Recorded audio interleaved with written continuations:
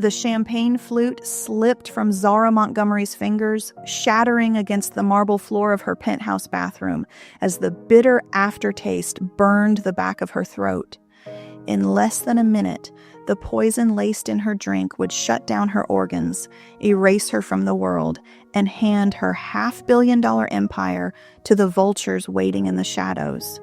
Her vision blurred, the lights above her fractured into jagged stars, and her knees buckled as a wave of nausea crashed over her.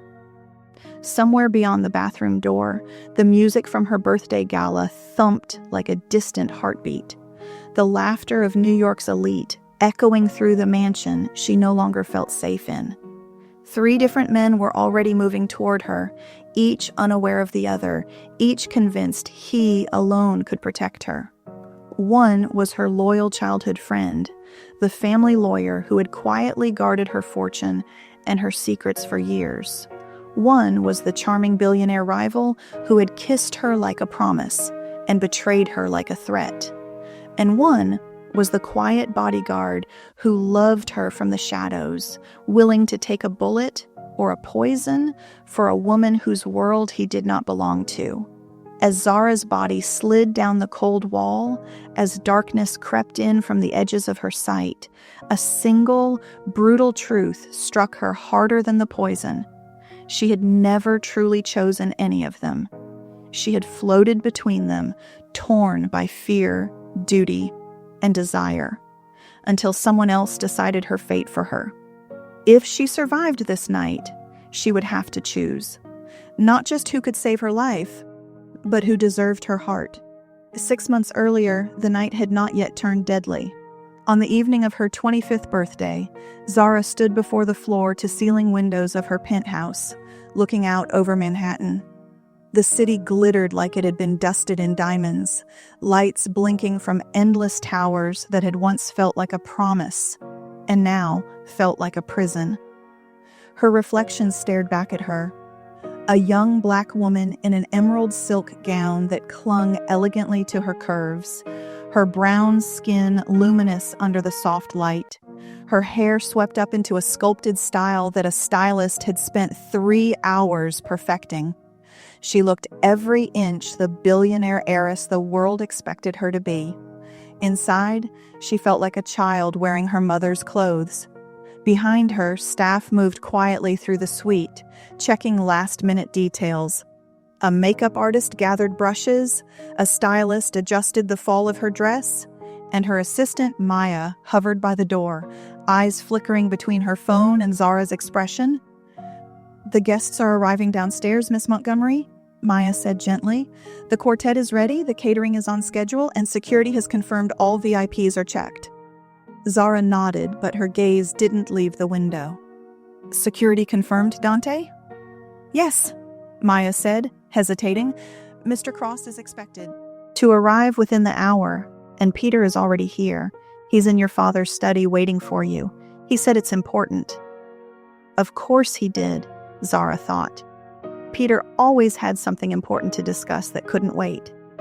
Legal documents, board politics, clauses and contingencies, the invisible threads that held her father's empire together and now wrapped around her throat. And Ethan? Maya's lips twitched. Downstairs, where he always is, watching everything, saying nothing. A faint smile touched Zara's mouth. That sounded like Ethan. Always near, always quiet, always there when things went wrong. She took a slow breath, feeling the familiar mask slide into place, the poised smile, the calm eyes, the careful confidence that her father had drilled into her from the moment she was old enough to walk beside him into a boardroom. "All right," she said, "let's give them a show." Minutes later, as she descended the grand staircase into the main ballroom, every head turned toward her. The Montgomery penthouse had been transformed into a palace of light and sound. Crystal chandeliers dripped from the ceiling, casting golden reflections over marble floors. Waiters in black and white glided through the room with trays of champagne and canapes. A string quartet played something elegant and expensive in the corner. The air buzzed with conversation. Finance, politics, gossip, envy. "She looks incredible," someone whispered. "Just like her father." "Richer," another voice added, "and younger. If she plays this right, she'll own this city." Zara's heels clicked with measured grace as she reached the bottom step, her smile practiced but not entirely false. For a moment, she let herself believe she could do this, could carry her father's legacy, charm the room, control the narrative. Then she saw Peter moving toward her, and the illusion cracked. Peter Sterling cut a calm path through the crowd, offering polite nods and quick handshakes, but his eyes were fixed only on her. At 28, he was handsome in a way that didn't shout, simply settled. A clean jawline, a close fade, warm brown eyes behind thin, stylish frames. His charcoal suit fit perfectly, conservative but expensive, just like everything about him. He had been her shadow for years now, not as a bodyguard, but as something more dangerous. A man who knew where every body was buried, every contract signed, every secret filed away. "You look beautiful, Zara," he said, taking her hand briefly, his touch familiar but careful. "Your father would be—" He paused, emotion tightening his throat. "He'd be very proud of you." The ache that never really left her chest flared again at the mention of her father. Robert Montgomery had been a storm, loud, powerful, impossible to ignore. His love had been fierce but conditional, measured in achievements and victories. He had raised her to win. Then he had left her the game, without ever fully explaining the rules. "Thank you, Peter," she said softly, "for being here. I know how much you hate these events." He gave a half smile. "I like them even less when I have urgent legal news and the client insists on throwing a 300-person party instead of reading her email." Her eyebrows lifted. "Urgent? Let's just say some people don't like that a 25-year-old woman now controls what your father built over 40 years. His gaze flicked around the room. "We should talk somewhere private later. Tonight." Before she could respond, a subtle shift in the crowd's energy pulled their attention toward the entrance. The conversations dipped, then rose again in a new, sharper register. People turned, bodies angling, eyes lighting with interest, envy, fear. Zara didn't need to look to know who had arrived. Dante Cross stepped into the ballroom like a man walking onto a stage he owned. Tall, with a lean athletic build, his fitted black suit hugged his frame with calculated indifference. The top button of his shirt undone in a gesture that said he respected no one's rules but his own. His skin was a deep, rich brown, his jaw dusted with a deliberate shadow of stubble. His dark eyes scanned the room, and when they found Zara, his slow smile curved like a weapon. "And now it's a real party," someone murmured. Dante moved through the crowd with the lazy prowl of a predator who knew everything in the room was prey or profit. Hands reached out to greet him, congratulations and pleasantries flowing in his path, but he brushed past them with charming efficiency until he reached Zara and Peter. "Miss Montgomery?" he said, taking her hand and lifting it to his lips, as if they weren't standing in front of cameras and witnesses. "You are a vision. New York should declare tonight a holiday in your honor." She felt her pulse quicken at the subtle drag of his thumb along her knuckles before he released her. It angered her how easily he could do that, how a few words and a look from him could cut through defenses she'd built for years.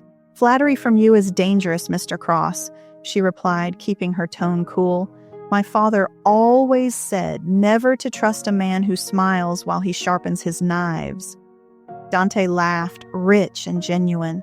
"Your father and I had a complicated relationship, but I always respected his instincts, and he was right to leave all this."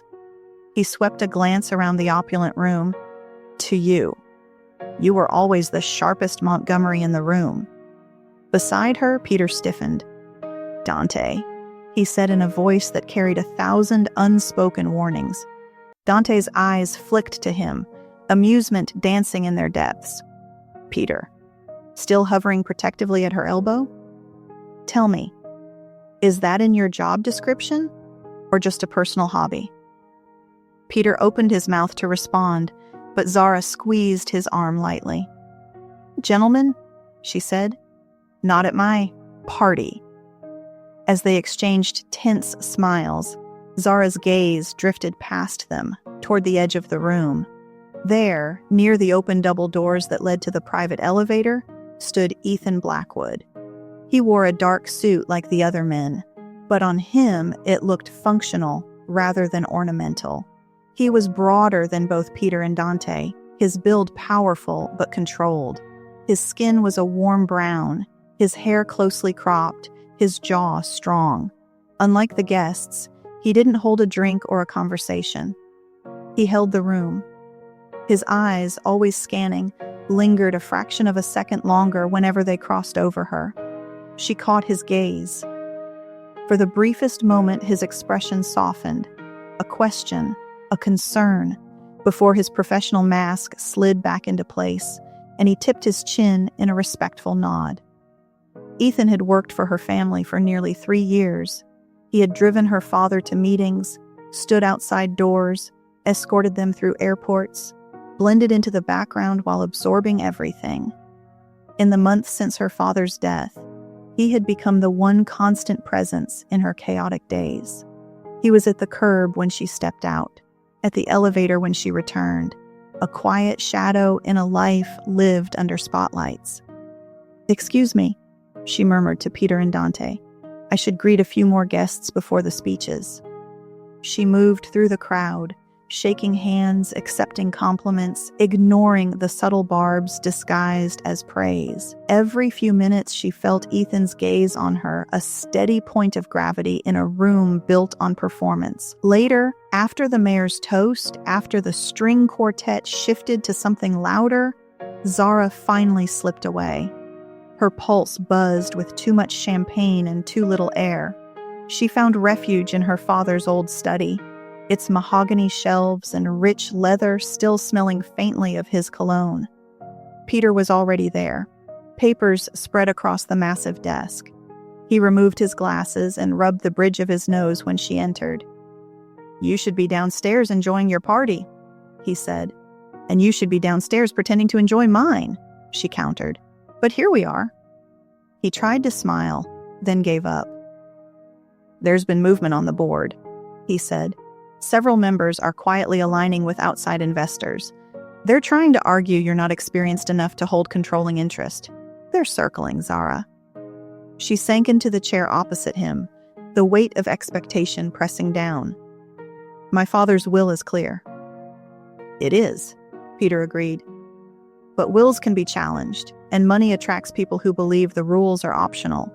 Dante has been buying up shares through shell companies for months.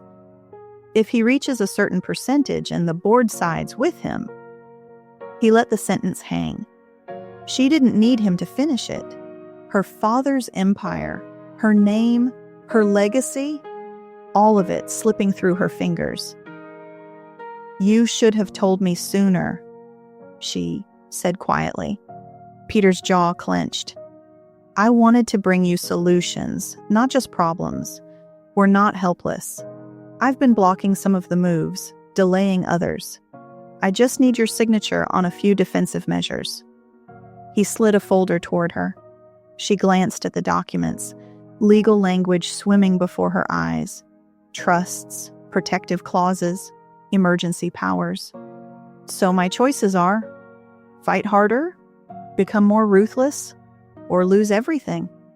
"Your choice," Peter said, meeting her gaze steadily, "is whether you're going to let men who underestimated your father steal his daughter's birthright.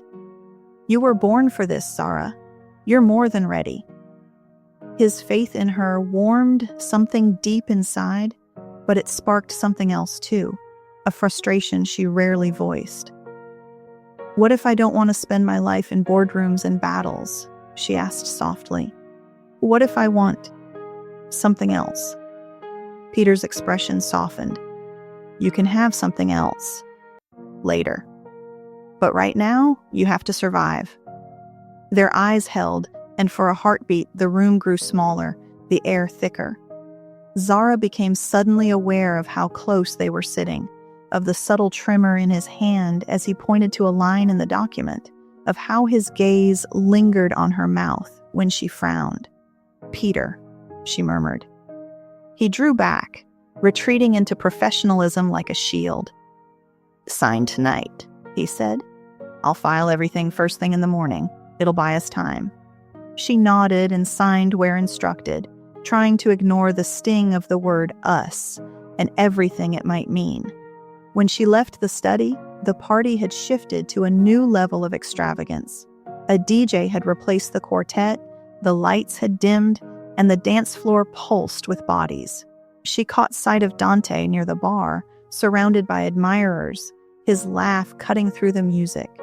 When his gaze found her, he excused himself from the crowd and crossed to her as if drawn by a magnetic field.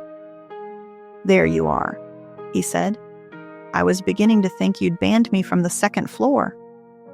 "Tempting," she replied. "Have you caused trouble already?" "Only the good kind," he said. "Come, I have a gift for you." He led her through a side door to the private rooftop terrace. The night air wrapped around them, cool and clean after the crush of the ballroom. The city spread out below, humming, alive. In the center of the terrace, a small table had been set up with a single candle and a velvet box. Zara raised an eyebrow. "Subtle," she said. Dante shrugged. "I don't believe in subtle. Not with you."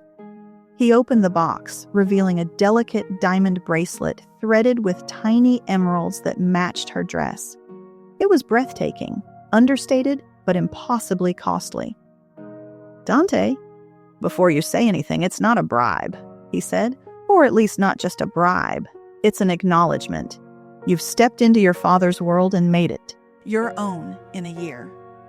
The board doesn't see it yet. The press doesn't understand it yet. But I do." He took the bracelet from the box and stepped closer. "May I?" She hesitated, then held out her wrist. His fingers were warm against her skin as he fastened the clasp. The contact sent a small spark up her arm, and she hated herself a little for how much she felt it. "Why do I get the feeling there's a speech attached to this?" she asked. "Because you know me." He didn't let go of her wrist. "Montgomery and Cross have been at war for as long as we can remember. Our fathers fed on that conflict. It made them rich, and it made them bitter. But we don't have to repeat their mistakes. We could own this city together, Zara, merge our companies, merge our influence. We'd be unstoppable." "You're talking about a merger," she said, her heartbeat quickening for reasons that had nothing to do with business. "I'm talking about more than a merger," he said, his voice low. "Look me in the eye and tell me you haven't imagined what it would be like. Us, at the top, no one above us, no one pulling our strings." His free hand brushed a loose curl from her face, lingering at her jaw. "You want freedom. So do I. Together, we could buy it." His nearness, his scent, spice and something darker, wrapped around her. Part of her recoiled, remembering Peter's warning, the files that suggested Dante's hands were not clean. Another part leaned in, drawn to the fierce, unapologetic hunger in him that mirrored something restless in her. "And what would my father say?" she asked, her voice barely above a whisper. "If I handed a half of Montgomery to his greatest enemy?" Dante's smile crooked. "Your father is gone. His ghost doesn't sign the checks now. You do." The honesty of it cut deep. For so long she had lived in Robert Montgomery's shadow, asking herself what he would do. Dante was the first person to look at her and say, "What do you want?" His hand slid from her jaw to the back of her neck, his thumb brushing the sensitive skin there. The city roared below them. The music thumped faintly through the terrace doors. For a moment, the world narrowed to the space between them. "You're dangerous," she whispered. "You're bored," he countered. "Tell me I'm wrong." She didn't. He kissed her. It was not a gentle, questioning kiss. It was confident, claiming, the kind of kiss that said he was used to getting what he wanted and believed, on some level, that he already had. She hated how much she responded to it, how her fingers curled in his lapel, how her body leaned into his like it had been waiting for this. When they finally broke apart, her breath shook. "Think about it," he murmured. "You don't have to decide tonight. But I won't be the only one making you offers." He nodded toward the glowing windows of the study far above them. "Some men come with contracts. I come with possibilities." Inside, jealousy and guilt warred with desire. She stepped back, needing distance. "I have to get back to my guests." "Of course." He didn't press. That was one of the things that made him dangerous. He understood timing. As she reached for the terrace door, she caught sight of a reflection in the glass. Ethan stood just inside the hallway, half in shadow, his posture straight, his expression unreadable. How long had he been there? Long enough, she realized, to see too much. When she stepped inside, Ethan moved aside, giving her space. The air between them hummed with something complicated.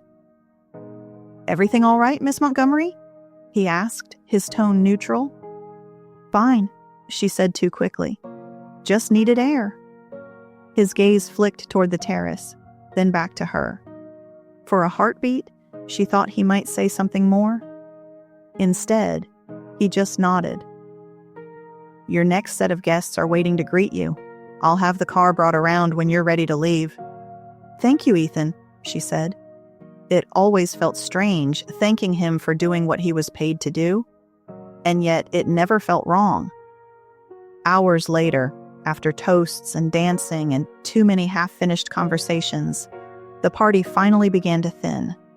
The city clocks chimed 2 a.m. as the last of the VIPs slipped away. Staff cleared glasses. The string lights dimmed.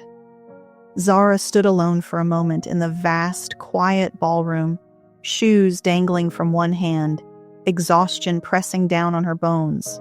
She should have gone straight to bed. Instead, she found herself drifting toward the private elevator, keycard in hand. When the doors opened on the garage level, the cool, concrete smell wrapped around her, grounding after the perfume and champagne upstairs. Ethan was by the car, leaning against the driver's door, tie loosened, jacket open. He straightened when he saw her. "You should be off by now," she said. "Party's done." "My shift ends when you're safely upstairs again," he replied. "Union rules." She snorted. "You're not in a union, Ethan." "Doesn't mean I don't have standards." He opened the back door for her, but she didn't get in. Instead, she walked around to the passenger side and leaned her back against the car next to him. He hesitated, then joined her, their shoulders a few inches apart. "Long night," he said. "That obvious?" "You're still wearing the shoes you hate," he pointed out. "That's how I know you're stressed." She looked down at the stilettos dangling from her fingers and laughed softly. "What gave me away? The blisters or the dead eyes?" "You don't have dead eyes," he said quietly. "Just tired ones." She glanced at him. Up close, without the constant motion of his job, he looked younger. Or maybe just more human. There were faint shadows under his eyes, a small scar near his temple she'd never noticed before. "What did you do?" she asked impulsively. "Before this?" He blinked. "Before driving you? Before my father hired you. There's always a before." His jaw worked like he was deciding how honest to be. "I was military for a while, then private security. Long flights, short nights. Rich men who thought having a bodyguard made them invincible." "So why stay?" she asked. "Why this job?" He looked at her like the question surprised him. "Your father paid well," he said. Then, after a beat, "And you're different." "Different?" You say thank you, he said simply. A lot of people in your position don't. The honesty of it pierced her. She turned to face him fully. You saw that kiss, she said, before she could talk herself out of it. His shoulders tensed. I see a lot of things I'm not paid to comment on, Miss Montgomery. Zara, she corrected softly. When it's just us. He swallowed. Zara, he amended. You don't have to explain anything to me. Maybe I do, she said. Because right now I feel like I'm standing on a cliff edge and everyone is shouting different instructions. Peter is telling me to fortify, Dante is telling me to jump, and you... She trailed off. And me? He asked. You just stand there, she murmured. You catch me when I trip. You open doors I could open myself. You say nothing unless I ask. And somehow that feels like the only honest thing in my life. The words hung between them, charged. Ethan's breathing deepened. I stand there, he said slowly, because it's my job to keep you alive, not to tell you how to live. What if I wanted you to? She asked, the question out before she could call it back. His hand flexed at his side. For a moment, she thought he might close the distance between them. Then he stepped back instead, putting the length of the car between them. Then I'd have to quit, he said roughly, because you deserve advice from someone who isn't paid to protect you. And if I ever forgot where the line was... His voice faded. She understood. It hurt anyway. Good night, Ethan, she said, moving toward the elevator instead of the car. I'll walk up. I'll ride with you, he replied automatically. Old habits. In the elevator's mirrored walls, they stood side by side, reflections overlapping. Two worlds pressed into one small box. Neither spoke. Days blurred into weeks after the party. Zara's life became a carousel of crises and comforts. By day, she sat in boardrooms with Peter at her side, learning to navigate shark-infested waters. By night, she found herself tangled in Dante's world. Exclusive restaurants, whispered conversations, the electric pull of a man who offered both partnership and peril. Between those two orbits, Ethan remained the constant. He drove her to meetings, stood in doorways at Dante's events, watched silently as she walked deeper into the crossfire of love and legacy. One rainy afternoon, after an especially vicious board meeting where an older member had called her a spoiled child playing CEO, Peter walked her out of the building. When they reached the car, Ethan had it already idling at the curb. Hey, Peter said before she slid inside. Take the rest of the day. Don't answer emails. Don't think about shareholders. Come to the office tomorrow. We'll go over a strategy. A strategy for making them respect me? She asked bitterly. A strategy for making them fear you, he corrected. Respect is optional. Fear is practical. She stared at him, then laughed despite herself. You've changed. You haven't, he said softly.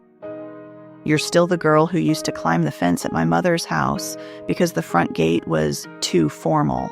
I'm just trying to make sure the world doesn't eat that girl alive. Emotion tightened her throat. You really think I can do this? I know you can, he said. That's the problem. I know too much. I've seen every version of you. It makes it hard to... He stopped, catching himself. To what? She pressed. To remember I'm just your lawyer, he said, and your friend. Their eyes locked. The rain pattered softly on the roof of the car. Ethan watched them through the rearview mirror, jaw taut. Peter took a step closer. If things were different, he said, voice low, if your father hadn't hired me when we were 20, if I didn't know where every document and every dollar in your life lives, I might have asked you for something more. A long time ago. Her heart pounded. And now? Now, he said slowly, I'm trying to be what you need, even if it's not what I want. He stepped back before she could respond, tapping the roof of the car twice. Text me when you get home. As they pulled away from the curb, Zara stared out at the rain-streaked city, her chest a knot of conflicting wants. "You all right?" Ethan asked quietly from the driver's seat. "Do I look all right?" she shot back. "You look like someone trying to solve 3 different puzzles with the same missing piece," he said. She huffed a laugh. "Always the poet." "Just calling what I see," he said. Weeks later, the tension finally snapped. It started with numbers. Peter's team uncovered a trail of shell corporations buying up Montgomery shares at an alarming rate. When they followed the money, it led predictably to Dante. "He's building leverage," Peter said, slamming a file down on her desk. "He wants your hand and your company. If you say no to one, he'll squeeze you with the other." "He told me he wanted to merge," Zara said weakly, "as equals." "There are no equals in his world," Peter snapped. "Just assets he owns and enemies he crushes." The betrayal sliced deep. Part of her had known always that Dante's interest wasn't purely personal. But she had let herself believe there was something real in the way he looked at her, in the way he spoke to her like she was his equal, not his prey. "Confront him," Peter urged. "Publicly or privately, I don't care, but don't let him think you're blind." That night, before she could decide how to act, the danger shifted from boardrooms to something far more physical. Ethan was the first to sense it. He noticed the unfamiliar faces lingering too long outside the building. The car that passed the penthouse entrance 3 times without stopping. The sudden increase in encrypted chatter on channels he quietly monitored. He pulled Zara aside in the underground garage as she returned from a late meeting. "We need to change your schedule," he said. "No more public dinners for a while. No unscheduled stops. Someone's watching you." "Another reporter?" she asked tiredly. "Or an investor with a drone?" "No," he said flatly. "This feels different." She trusted his instincts enough not to argue. 2 nights later, during a smaller charity event at a midtown hotel, Ethan's fears were confirmed. He spotted a man near the back exit, hands in pockets, posture too alert for a bored guest. Another hovered near the kitchen doors, eyes scanning the room instead of the food. When Zara excused herself to the restroom, Ethan followed at a discreet distance. In the corridor, he caught a snippet of conversation from around the corner. "She drinks the glass. She goes down. We walk her out like she's had too much to drink," one man muttered. "Car's waiting in the lower garage. 10 minutes and we're gone." Rage surged through Ethan so fast it made his hands shake. He moved without thinking, intercepting Zara just as a smiling waiter approached with a tray of champagne. "Compliments of the host, Miss Montgomery." Ethan's hand shot out, taking the flute first. "I'll test that," he said coolly, locking eyes with the man. The waiter's smile faltered. "Sir, I can assure you—" "I said," Ethan repeated, voice dropping, "I'll test it." He lifted the glass to his lips, paused, then deliberately poured the contents into a nearby plant. The liquid hit the soil with a faint hiss, the leaves wilting almost instantly. Zara's heart lurched. "What the—" "We're leaving," Ethan said, hand closing around her elbow. The waiter reached inside his jacket. Ethan moved faster. In the chaos that followed, shouts, a flash of metal, the sharp crack of something hitting the wall, Zara barely registered the pain in Ethan's side until they were in the car, speeding away, and she saw his hand pressed against his shirt, crimson blooming between his fingers. "You're bleeding," she gasped. "It's nothing," he said through clenched teeth. "Window grazed me when I tackled the guy. Hospital, now." "We can't," she said automatically. "The press." His glare cut her off. "Zara. Hospital. Now." For once, she didn't argue. Hours later, in a too-bright emergency room, Ethan sat on a gurney, shirt off, a neat bandage over his side. The wound was shallow, the doctor said. Lucky. Zara perched in a plastic chair beside him, fingers still trembling. "You almost died," she whispered. "You almost got kidnapped or worse," he replied. "Can we not turn this into a competition?" Her eyes filled with tears she'd held back all night. "Who would do this?" she asked. "Who hates me enough to poison me?" Ethan hesitated. "Hate isn't always personal," he said. "Sometimes it's just about money." She thought of Dante's offers, of the board's whispers, of Peter's warnings. Her phone buzzed, a text from Peter frantic, another from Dante, "Heard something happened. Are you safe? Call me." The difference in those messages cut through her like glass. Peter's concern was raw, unfiltered. Dante's was calculated. "Why did you do it?" she asked Ethan suddenly. "Why risk yourself like that? You could have let me drink it. Let them take me. Your job would be over. Your risk, gone." "Is that what you think I want?" he asked, anger flaring in his eyes. "To be rid of you?" "I don't know what you want," she said, voice breaking. "You never tell me." Silence stretched between them. Finally he spoke, each word dragging something out of him. "I want you to be safe," he said. "I want you to have a life that isn't built on fear and suspicion. I want you to stop looking over your shoulder every time you walk into a room. And I want—" He broke off. "And you want," she pressed. He met her eyes, pain and something fiercer burning there. "I want things I have no right to want," he said hoarsely. "You're my employer, my responsibility. Not your what?" she whispered. "Not my anything," he forced out. "Not in any way that matters. So I take the hit. I drink the poison. I jump in front of the bullet. Because that's the only way I'm allowed to love you." The word hung in the air, shock and truth wrapped into 4 letters. Love. Zara's breath stuttered. "Ethan." "Forget I said it," he said quickly. "Blame the blood loss. You'll be safer if you do." "Safer?" she echoed. "You think my heart is safer pretending you don't feel that way?" He stared at her like he was memorizing her face. "Your heart matters more than mine," he said. "Always." When she left the hospital that night, the world felt different, sharper, more fragile.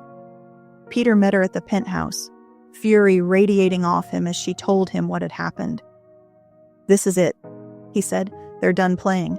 We have to move now, file criminal charges, lock down the company, freeze any suspicious transactions." "And Dante?" she asked quietly. "We confront him," Peter said. "Unless you're still entertaining the fantasy that he's on your side." "He saved me once," she said, thinking of the jet, the dinners, the way he had made her feel powerful. "And he nearly killed you tonight," Peter shot back. "Directly or indirectly, it doesn't matter. People willing to poison you don't move without the blessing of the man trying to take your throne." Hurt and humiliation burned through her. But beneath it, another realization coiled. Everyone wanted something from her. Peter wanted her safe, yes, but also successful. Also winning battles he had chosen to fight at her side. Dante wanted her empire and her body as a matched set. The board wanted her compliant or gone. Investors wanted returns. Staff wanted stability. The world wanted a show. Only one man had ever looked at her and wanted nothing but her continued existence. Her next breath. Her next tomorrow. 6 months after that terrible night with the poison and the shattered glass, Zara Montgomery stood again in a boardroom. This time, she did not feel like a child in her father's suit. The long mahogany table stretched before her. The window behind her offered a sweeping view of the city, and the faces around her, older, calculating, wary, watched her with something new in their eyes, not just suspicion. Respect, fear, power sat on her shoulders like a coat that finally fit. Peter stood to her right, a silent pillar of support. Across the table, in a tailored suit that no longer looked quite as invincible, sat Dante Cross. The evidence Peter had gathered, the recordings Ethan had quietly helped obtain, the witnesses they had convinced to speak, it had all culminated in this. Dante's scheme to take control through back channels had been exposed. The men who had tried to poison her had been traced back. Their ties to his shell companies laid bare. Legal proceedings had already begun. His empire was bleeding value. Publicly, he maintained innocence. Privately, he could see the walls closing in. "Mr. Cross," Zara said calmly, "your presence here today is a courtesy, not a right. The board and I have decided to terminate all joint ventures and cross-holdings between Montgomery Holdings and Cross Global, effective immediately." Murmurs rippled through the room. Dante's jaw tightened. "Think carefully, Zara," he said softly, no longer using her last name like a shield. "You're making an enemy you don't need." "I already have enough enemies," she replied. "What I don't have room for anymore are false allies." Their eyes locked, 100 memories flickering between them, the terrace, the bracelet, the promises. For a moment, she saw the man he could have been if greed hadn't hollowed him out. Then she let it go. When she walked out of that boardroom, Peter fell into step beside her. "You did it," he said quietly. "No," she replied. "We did it. You, me, Ethan, every person who decided my father's legacy was worth more than one man's ego." Peter studied her profile. "What now?" he asked. "Now," she said, surprising herself with how certain she felt. "I stop living my father's life and start living my own." That evening, as the sun sank behind the skyline, casting the city in shades of gold and rose, Zara walked into a place that had once felt as far from her world as the moon. Ethan's community center sat on a quiet corner in a working-class neighborhood, miles from her penthouse. The building was old but clean, its brick walls freshly painted, a faded basketball hoop out front, kids' laughter spilling through the open doors. She stepped inside gingerly, heels clicking on scuffed linoleum. The smell of sweat, crayons, and something frying in a back kitchen wrapped around her. In the main room, Ethan stood with a group of teenagers, demonstrating a basic self-defense move on a padded dummy. He looked different here, looser, more at home. He wore a simple t-shirt and joggers, his arms bare, the bandaged scar on his side a faint reminder of the night everything had changed. One of the kids spotted her first. "Yo, Ethan," the boy said, eyes wide. "Is that the lady from the news?" Ethan turned, surprise flashing in his eyes, quickly followed by something softer, more wary. "Take 5, he told the kids. "Work the drills we practiced." As they dispersed, he wiped his hands on a towel and walked over to her. "You're a long way from marble floors," he said. "I needed a break from polished surfaces," she replied. "They reflect too much." His lips twitched. "What are you doing here, Zara?" "I read your file," she said. "The one my father kept. The one I never bothered to open until last week. It said you renewed the lease on this place yourself when the previous donor pulled out. It said you've been covering utilities when the grants come in late." He stiffened. "Those records are supposed to be confidential." "Everything is supposed to be confidential until someone like me decides to read it," she said gently. "I didn't know, Ethan. I didn't know this was where you went when you weren't keeping me alive." He shrugged. "Everyone needs a hobby." "This isn't a hobby," she said, taking in the worn mats, the mismatched chairs, the mural half-finished on one wall. "This is a life." He studied her, cautious. "Why are you really here?" "Because I made a choice," she said finally. His jaw clenched. "Peter?" "No." "Dante?" "Absolutely not." She stepped closer, her heart pounding in a way that had nothing to do with fear. "You," she said. "I chose you." He stared at her like she had spoken in a language he didn't understand. Zara, don't say that just because I took a hit for you or because the rich boys disappointed you. I'm not a girl sent home from prom, she said. I'm a woman who has been running in circles around the same 3 men for 6 months, pretending I didn't know what my heart already decided. She drew a breath. When Peter looks at me, he sees the girl I was. When Dante looks at me, he sees the empire I have. When you look at me, her voice wavered. You see someone worth dying for, even if she never gives you anything back. And I can't keep pretending that doesn't mean everything. He shook his head slowly, as if trying to clear it. You have a life up there, he said, jerking his chin in the vague direction of the skyline. A name, a legacy. I don't fit that picture. Maybe the picture needs to change, she said. Maybe wealth doesn't have to look like lonely penthouses and poisoned champagne. Maybe it can look like this. She gestured around. Kids learning they're worth protecting. A man who spends his off hours making sure someone else gets a future. Silence stretched.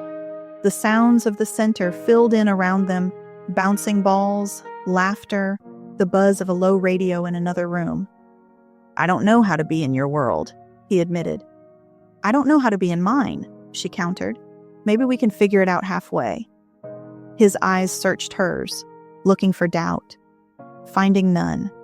Slowly, as if every movement might break the spell, he lifted a hand and cupped her cheek. If you're wrong about this, he said quietly, it'll cost you more than it costs me. I've spent my whole life paying for other people's choices, she replied. I'm ready to risk something for my own. He leaned in, hesitating a fraction of an inch from her lips. Last chance to walk away, he murmured.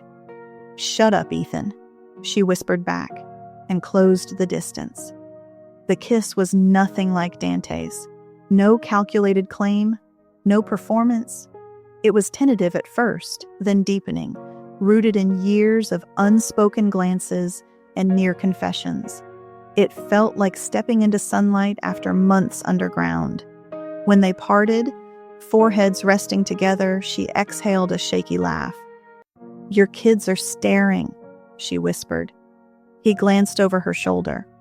Several teenagers had indeed frozen in their tracks, watching with unabashed curiosity. One of them grinned. Yo, Ethan's got a billionaire girlfriend. Another, we rich now? Ethan groaned softly. This is going to be a problem, he muttered. Zara smiled. We'll handle it, she said. One crisis at a time. Months later, the world did what it always did. It adjusted. The headlines about attempted poisonings and hostile takeovers faded, replaced by fresher scandals. Dante's star dimmed as investigations closed in, his empire fracturing. Peter continued to stand at Zara's side in boardrooms, now with a woman on his arm, a brilliant analyst he'd met while building Zara's legal fortress. They shared knowing smiles across conference tables. Two people who had loved each other in different ways and survived it.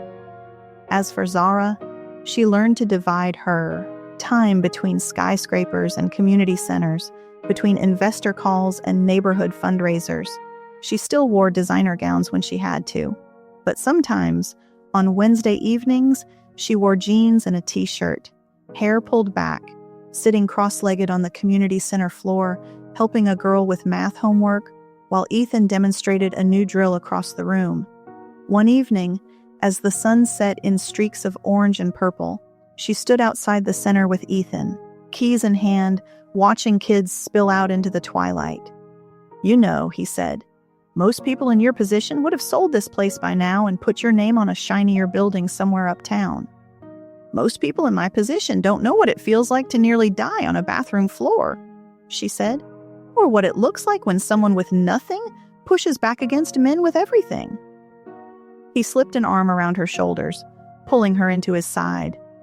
So, he said lightly, are you happy, Zara Montgomery, heiress of a $500 million empire, part-time tutor, full-time chaos magnet? Somewhere, people whispered about her, about the heiress who had chosen a bodyguard over a billionaire, a community center over another tower.